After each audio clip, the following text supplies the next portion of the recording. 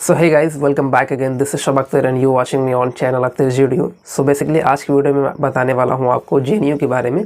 JNU इसलिए मैं बात करने वाला हूँ कि एक प्रेस्टिजियस यूनिवर्सिटी है इंडिया में, और इस पर बात करना बहुत ज़रूरी हो जाता है बिकॉज जेएनयू अपने मास्टर कोर्सेज़ के लिए और पीएचडी कोर्सेज़ के लिए जाना जाता है। हालांकि इसमें यूजी कोर्सेज़ भी शामिल हैं, लेकिन ख़ास प्रेफरेंस ज़्यादातर लोग एमए कोर्सेज़ और पीएचडी के लिए देते हैं। तो आज हम बात करने वाले हैं कि जो यूजी कोर्सेज़ होते हैं, क्या क्या कोर्सेज़, सिलेबस क्या रहता है, एलिजिबिलिटी क्राइटेरिया क्या है, कट ऑफ वगैरह क्या जाती है, फॉर्म कब तक रिलीज़ होगा 2022 के लिए, और प्रिपरेशन कैसे करनी है, सीयूसीटी होगा या नहीं होगा, इससे आपको क्या बेनिफिट होने वाला है। तो इन सब चीज़ों पर हम डिटेल में डिस्कस करते हैं। अगर चैनल पर नए आ रहे तो सब्सक्राइब जरूर कर लीजिएगा ताकि इसी तरह का कंटेंट आगे आपको मिलता रहे। देखिए, सबसे पहले मैं आपको बता दूं कि सीयूसीटी जो भी बहुत न्यूज़ में चल रहा है, ट्रेंडिंग में, इससे आपको थोड़ा सा भी घबराना नहीं है। बिकॉज अभी जब भी एनटीए द्वारा ये कंफर्म किया जाएगा कि हाँ सेंट्रल यूनिवर्सिटीज़ जो है, जब भी एनटीए द्वारा कंफर्म किया जाएगा कि हाँ जेएनयू इसका पार्ट बनेगी या जेएनयू कंफर्म करेगा। हालांकि इसमें 54 यूनिवर्सिटीज़ हैं, सेंट्रल यूनिवर्सिटीज़, जैसा कि दिल्ली यूनिवर्सिटी ने फाइनल कर दिया है कि वो सीयूसीटी के थ्रू जाएगा। बट इतने में बड़ा सिंपल ये है कि जेएनयू जब अपनी खुद की ऑफिशियल नोटिफिकेशन रिलीज़ करेगा तभी आपको उस पर रिलाई करना है। अब हम डिस्कस कर लेते हैं कि जेएनयू में क्यों जाएं और यहाँ से क्यों कोर्स करें। देखिए, जेएनयू एक बहुत बेहतर प्रेस्टिजियस यूनिवर्सिटी है इंडिया में, और मिनिमम अमाउंट में आपको एक बेहतर प्लेटफॉर्म, बेहतर गाइडेंस और बेहतर एजुकेशन प्रोवाइड करता है। तो इसके लिए सबसे पहले बैचलर की बात करते हैं। अगर आप जस्ट 12th पास आउट हैं या आपने ड्रॉप लिया है तो आपको जेएनयू आना चाहिए, जेएनयू के लिए प्रिपेयर करना चाहिए। जेएनयू के लिए देखिए, सबसे पहले सिलेबस को आपको समझना होगा। एग्ज़ाम बहुत मुश्किल नहीं होता है, सही वे में प्रॉपर गाइडेंस के साथ प्रिपरेशन करेंगे तो बड़ी ही आसानी से इस एग्ज़ाम को क्रैक कर सकते हैं। जेएनयू में जो सिलेबस है, हालांकि जेएनयू एकदम ब्रीफ में उसको नहीं बताता है, बट मैं आपको ब्रीफ में समझा देता हूँ आपके कन्वीनियंस के लिए। सिलेबस में सबसे पहला चीज़ आपका जीके आता है, जिसमें से आपका वर्ल्ड जीके कवर करता है, इंडियन जीके कवर करता है। ठीक है, वर्ल्ड की जो जीके कवर करता है वो 25 कंट्रीज़ का आपको जीके पढ़ना होता है। अगर आपने उसको वन स्टैटिक्स जो पोर्शन होता है, स्टैटिक्स क्वेश्चन, जैसे मान लीजिए हम रशिया की बात करते हैं, फिर चाइना की बात करते हैं, अमेरिका की बात करते हैं, ऐसे 25 कंट्रीज़ जो हैं, और जिसका स्पेशली जिस लैंग्वेज के लिए आप जा रहे हैं उसके वहाँ के नेशनल एम्बलम के बारे में जान लीजिए, पीएम प्रेसिडेंट के बारे में जान लीजिए, उसकी कंट्री, उसकी करेंसी क्या है, उसकी कैपिटल क्या है, और वहाँ का फेमस टूरिस्ट प्लेस क्या है, कौन कौन से रिवर वहाँ हैं, और पार्लियामेंट का सेशन वगैरह कैसा होता है, ये सारी चीज़ें आपको जो है समझना होता है। बाकी ये था जीके का पोर्शन। इंडिया का भी कवर करना होता है, वर्ल्ड का भी कवर करना होता है। ठीक है, स्पेशली आप यूट्यूब पर जाके वर्ल्ड जीके कवर कर सकते हैं। इंडियन जीके के लिए आप जो है लूसेंट प्रेफरेंस दीजिए, लूसेंट को पढ़िए।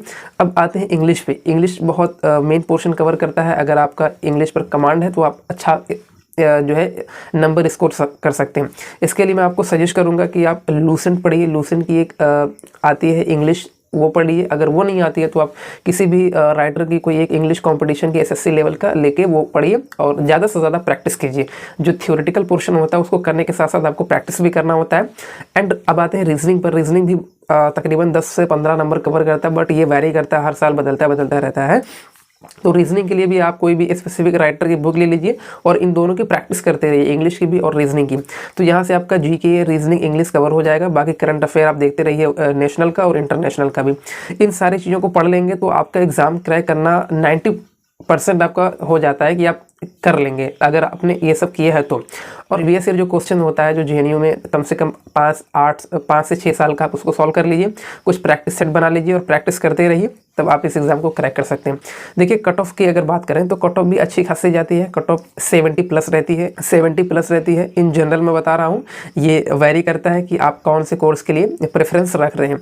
अरबी के लिए सबसे कम होती है, रशियन के लिए भी कम होती है, अरबी के लिए सबसे कम होती है, रशियन के लिए कम होती है, चाइनीज़, जापानीज़, कोरियन, ये सब जो लैंग्वेजेस हैं इसमें कट ऑफ ज़्यादा होती है। और अधिकतर बच्चे रशियन के लिए अप्लाई करते हैं, मतलब रशियन के लिए ज़रूर रखते हैं क्योंकि इसमें सीटें ज़्यादा होती हैं। ठीक है, तो सीट वगैरह हम डिस्कस नहीं करेंगे। और क्राइटेरिया यही है आपका कि जस्ट आपको 12th पास आउट होना है और 50% मार्क्स होना चाहिए आपका 12th में। एंड उसमें एज लिमिट है 17 ईयर्स है। और इसमें P1 P2 कैटेगरी आता है। P1 में वो आते हैं जो फ्रेशर्स होते हैं, फ्रेशर का मतलब जो अभी 12th पास आउट करके आए, और P2 कैटेगरी वो होता है जो 1 साल या 2 साल ड्रॉप होते हैं, मतलब 2021 में जिन्होंने दिया नहीं हुआ तो 2020 में आएंगे तो पीटी कैटेगरी P2 कैटेगरी में आते हैं तो उनको कम प्रेफरेंस मिलती है, उनको 20% प्रेफरेंस मिलता है और उनको 80% मिलता है जो फ्रेशर्स होते हैं। तो गाइज ये था सारा JNU के बारे में। JNU एक बहुत बेहतर यूनिवर्सिटी है, यहाँ का education quality one of the best education quality in India. So here you can adopt, so here from this university you can adopt knowledge whatever you want, and this is very best platform for you in a minimum amount. They gives a best platform and best knowledge and best experiences with a person, and automatically you will be acquire from politics, what is bad politics, what is good politics in deep. So these all about JNU, and उम्मीद करता हूँ कि video से आपको काफ़ी information और help मिला होगा। इसी तरह का कंटेंट पाने के लिए आप मेरे चैनल से बने रहिए और चैनल को सब्सक्राइब जरूर कर लीजिएगा। मिलते हैं गाइस किसी नेक्स्ट वीडियो में किसी नई इन्फॉर्मेशन के साथ। तब तक के लिए गाइस बाय बाय।